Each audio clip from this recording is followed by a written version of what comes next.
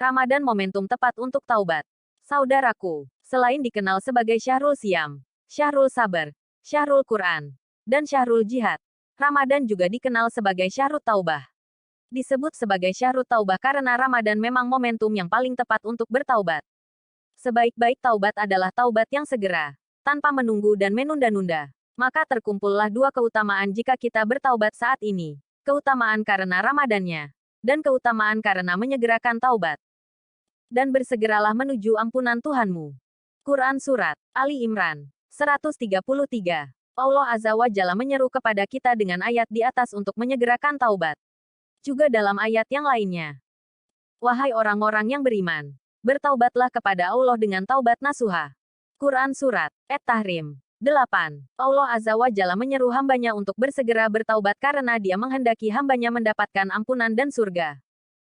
Dan Allah menyeru kalian kepada surga dan ampunan dengan izinnya. Quran Surat Al-Baqarah 221. Allah Azza wa Jalla sangat sayang kepada hambanya. Dibukakan pintu taubat. Diserunya kita menuju ampunan dan surganya. Allah Azza wa Jalla sangat gembira saat hambanya bertaubat.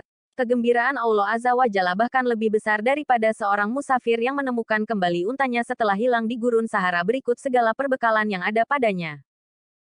Sungguh Allah lebih gembira dengan taubat hambanya ketika ia bertaubat kepadanya daripada seseorang yang menunggang untanya di tengah gurun Sahara yang sangat tandus. Lalu unta itu terlepas membawa lari bekal makanan dan minumannya. Ia putus harapan untuk mendapatkannya kembali. Kemudian dia menghampiri sebatang pohon lalu berbaring di bawah keteduhannya karena telah putus asa mendapatkan unta tunggangannya tersebut. Ketika dia dalam keadaan demikian, tiba-tiba ia mendapati untanya telah berdiri di hadapannya. Lalu segera ia menarik tali kekang unta itu sambil berucap dalam keadaan sangat gembira. Ya Allah, Engkau adalah hambaku dan aku adalah Tuhanmu. Dia salah mengucapkan karena sangat gembira. Hari Muslim, saudaraku, apapun dosa dan kehilafan yang pernah kita lakukan, bertaubatlah segera. Karena sesungguhnya Allah Azza wa Jalla Maha Pengampun lagi Maha Penyayang. Saudaraku, ada dua titik ekstrim bagi orang yang berdosa. Ekstrim pertama adalah mereka yang merasa dosanya terlalu besar hingga putus asa dari ampunan Allah Azza wa Jalla. Maka, ia pun tidak kunjung bertaubat karena kekhawatiran taubatnya tidak diterima. Ekstrim kedua adalah mereka yang merasa dosa-dosanya mudah terhapus. Merasa dosa-dosanya hanya dosa kecil, sehingga membuatnya berlarut-larut dalam dosa demi dosa. Kalaupun bertaubat, ia hanya melakukan taubat kapok sambal. Sekarang berhenti, besok kembali mengulangi. Tak pernah sungguh-sungguh melakukan taubat nasuha. Untuk ekstrim pertama, lihatlah ada kisah bagaimana seorang yang telah membunuh 99 nyawa manusia. Saat ia bertanya kepada seorang ahli ibadah apakah ada kesempatan bertaubat, ternyata dijawab tidak bisa. Lalu ia pun dibunuh sebagai orang ke-100 yang mati di tangannya. Niatnya bertaubat tidak berhenti. Ketika bertemu seorang alim, ia pun mengajukan pertanyaan serupa. Oleh sang alim ini dijawab kalau dosanya bisa diampuni. Dan sebagai upaya taubat nasuha, ia dianjurkan hijrah ke suatu daerah yang kondusif bagi taubatnya. Di tengah perjalanan, ia kelelahan dan meninggal. Hingga berdebatlah malaikat rahmat dan malaikat azab. Orang ini menjadi urusan siapa? Lalu datanglah malaikat lain yang diutus Allah Azza wa Jalla untuk menyelesaikan perselisihan itu. Ukurlah jarak kedua tempat tersebut. Mana yang jaraknya lebih dekat? Apakah tempat maksiat atau tempat hijrahnya? Maka ia yang berhak atas orang ini. Ketika diukur jaraknya, ternyata ia lebih dekat ke tujuan hijrah. Hingga ruhnya pun menjadi urusan malaikat rahmat. Dalam riwayat lain disebutkan, Allah Azza wa Jalla memendekkan jarak laki-laki itu dengan tujuan hijrah. Saudaraku, jangan sekalipun meremehkan dosa kecil. Seringkali kita terjebak pada sikap meremehkan dosa kecil. Saat kita garis bawah gibah, garis bawah bercanda yang sudah masuk kategori garis bawah rafats, garis bawah porno, bahkan bergaul dengan lawan jenis yang tidak islami. Kita beralasan, itu kan dosa kecil. Tidak apa-apa. Padahal orang yang meremehkan dosa ia tidak sadar sedang berhadapan dengan siapa. Siapakah yang ia maksiati? Allah Azza wa Jalla yang maha besar dan maha keras azabnya. Juga, tidak ada dosa kecil jika dilakukan terus-menerus. Tidak ada dosa kecil selagi terus dikerjakan.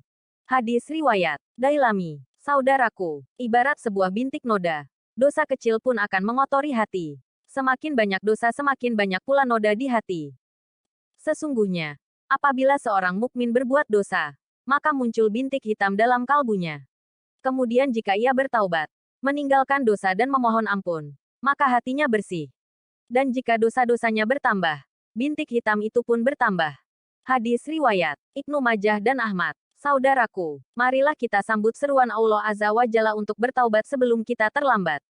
Kini Allah Azza wa Jalla menganugerahkan momentum yang luar biasa kepada kita untuk menjalani garis bawah taubatan nasuha. Garis bawah dan bukankah pintu taubat akan ditutup saat kita mengalami sakaratul maut? Sesungguhnya Allah menerima taubat hamba selagi ia belum sekarat. Hadis riwayat Tirmidzi, Ahmad, Tabrani, Ibnu Hibban, dan Abu Ya'la. Allah membentangkan tangannya di malam hari agar orang yang berbuat maksiat di siang hari bertaubat. Dan Allah membentangkan tangannya di siang hari agar orang yang berbuat maksiat di malam hari bertaubat. Demikian itu tetap terjadi, sampai matahari terbit dari barat. Hari, Muslim, Imam An-Nawawi dalam Riyadus Shalihin memaparkan syarat bertaubat secara singkat dalam 3 langkah. Pertama, berhenti dari dosa yang dilakukan. Kedua, menyesali dosa yang telah dilakukan. Dan ketiga, bertekad untuk tidak mengulangi dosa itu. Ini jika bertaubat terhadap dosa yang berkaitan dengan hak Allah Azza wa Jalla.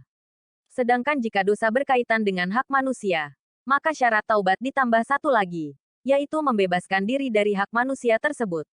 Pembebasan ini tentu dengan penghalalan dari yang terzalimi atau mendapat keikhlasan darinya.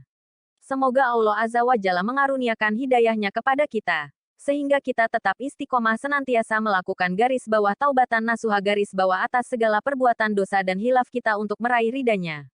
Amin ya Rab. Garis bawah wallahu alam bisawab garis bawah.